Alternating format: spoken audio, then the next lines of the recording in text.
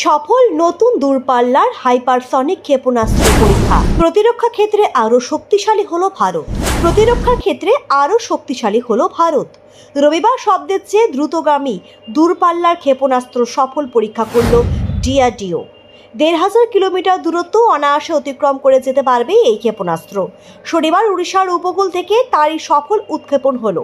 পরীক্ষামূলক এই উৎক্ষেপণের পরে এবার ভারতীয় সেনার অস্ত্র ভাণ্ডারে যুক্ত করা হলো নয়া এক ব্রহ্মাস্ত্র। মনে করা হচ্ছে এর ফলে প্রতিরক্ষা ক্ষেত্রে আরও মজবুত হলো ভারত, যা নিঃসন্দেহে শত্রু দেশকে আতঙ্কে রাখবে। এক্স হ্যান্ডেলে প্রতিরক্ষা মন্ত্রী রাজনাথ সিং লিখেছেন, এটা একটা ঐতিহাসিক মুহূর্ত এবং তাৎপর্যপূর্ণ, কেননা এর ফলে আমাদের দেশ সেই গুটি কয়েক দেশের একটি হয়ে উঠল যাদের হাতে এমন জটিল ও অত্যাধুনিক সেনা প্রযুক্তি রয়েছে। কি এই হাইপারসনিক ক্ষেপণাস্ত্র? সহজে বললে এই ক্ষেপণাস্ত্রের গতি এতই বেশি যে তা শব্দের চেয়েও ৫ গুণ দ্রুত গতিবেগে ছুটতে পারে।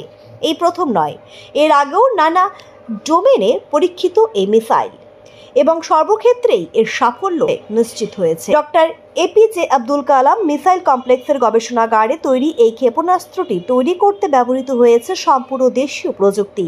সহযোগিতা করেছে ডিআরডিও।